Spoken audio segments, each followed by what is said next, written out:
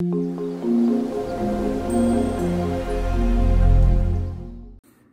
better not shout, you better not cry, you better not pout, 'cause March Madness is back. Yes, ladies and gentlemen, the NCAA tournament, aka March Madness, is finally back for the first time since 2019, and hopefully all the athletes, coaches, and limited fans that are in attendance stay safe from coronavirus, and we can have a successful tournament. The NCAA tournament back, we're going to see a lot of people make a lot of brackets, but do not think you're going to have a perfect bracket, because nobody does.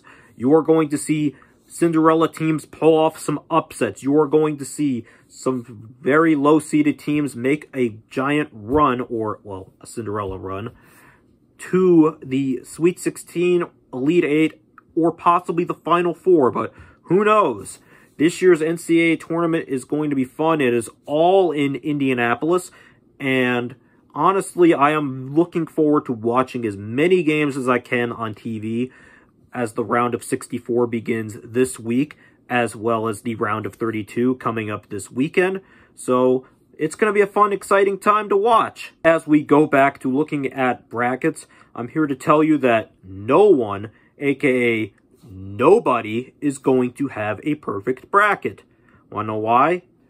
According to Daniel Wilco of NCAA.com, he said the odds of having a perfect bracket are 1 in 9,223, 372, 036, 854, 775, 808 quintillion, or some obscure number that is much larger than billions and trillions.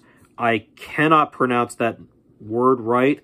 If any of you guys are in the comment section, please let me know what that correct word is. Or it's 1 in 120.2 billion coin flips, according to Wilco. And as we look at the teams in this year's NCAA tournament, anything can happen. Gonzaga can go undefeated and become the first undefeated men's basketball team since the 1976 Indiana Hoosiers. Or the Illinois can make a run and get an NCAA title this year. Or a team like Rutgers, a 10 seed, could make a big run. Although I think they would come into a lot of challenges in the tournament. But who knows? I will be rooting for Rutgers since I am a New Jersey resident. Heck, even North Carolina, a NCAA tournament veteran team, can make a good run this year. But who knows? No one knows what's going to happen. I honestly don't know. That's what's so fun about watching the NCAA tournament. The excitement, the drama, the watching of your team who you pick to win it all. Possibly go all the way and win it all. But the most unexciting thing for a lot of fans, including myself, is watching our brackets get busted. Please be prepared for that as the week progresses, or as the games progress on Thursday, Friday, Saturday, and Sunday. It's going to happen. There is nothing we can do about it. And I'm sure a lot of you guys are going to ask me, John of Gold Era Sports, who do you think will win this year's NCAA tournament? Well, to be honest, I really haven't been watching a lot of NCAA basketball this year, but I have been seeing a lot of great things coming out of Champaign, Illinois. And with that in mind, I am picking the Illinois Fighting Illini to win the NCAA tournament this year. And here is why. I do not trust Gonzaga, even though they have an undefeated season right now. They had some good wins against Kansas, Virginia, and a close win against West Virginia, but I honestly think that Illinois has a better shot because they have experienced losses this season. Conference losses, too.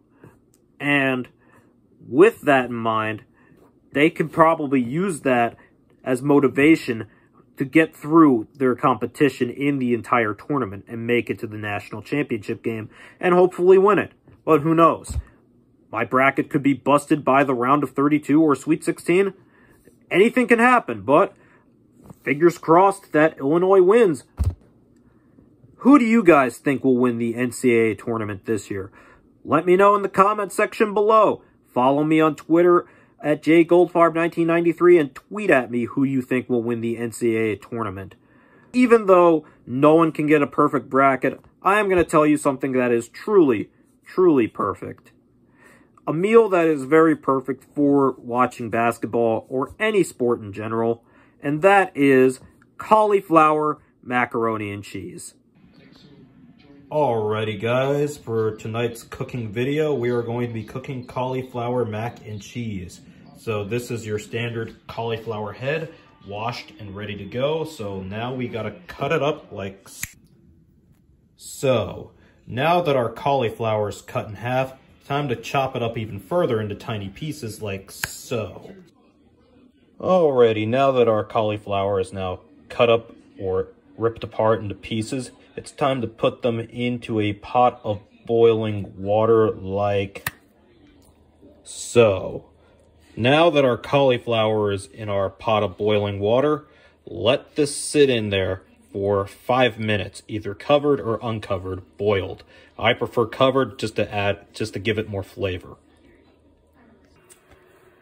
And now that our cauliflower is out of the pot, make sure you strain it like so in this little strainer. And then, after a minute or so, re-add it to the pot, but put the heat on low. I know that sounds a little crazy, but trust me, there's a method to my madness. Alright, now that our cauliflower is in the pot again, we're going to add some sour cream. Now that our sour cream is in, we're going to be mixing this up. But first, we're also going to add some salt, pepper, and some garlic powder, red pepper flakes, or whatever spice floats your boat. I'm just using what I described, and we'll be right back. Alright, now that we got our spices in, it's time to add the most important thing to this, the cheese. Oh, and some hot sauce too, but that's optional.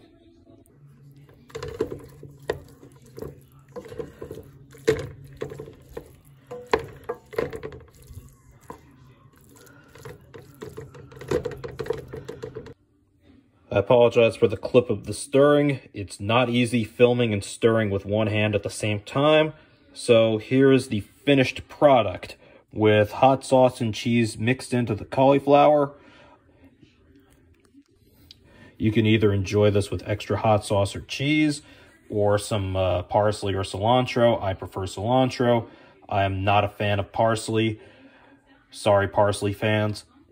So if you enjoy the cooking video and March Madness, please give me a thumbs up, subscribe, comment, and share this video on all your social media platforms. And until then, I'll see you guys next time.